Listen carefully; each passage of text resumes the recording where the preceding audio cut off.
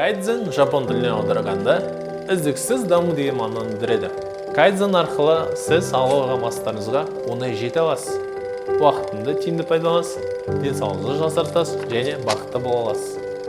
Соңғы жылдары көптеген компаниялар кайдзенді қолға алып жатыр.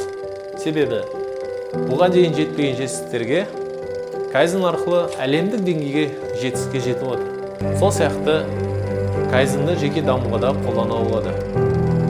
Адам баласы үш нәрсенің гармонияны сақтау арқылы бақытты болады.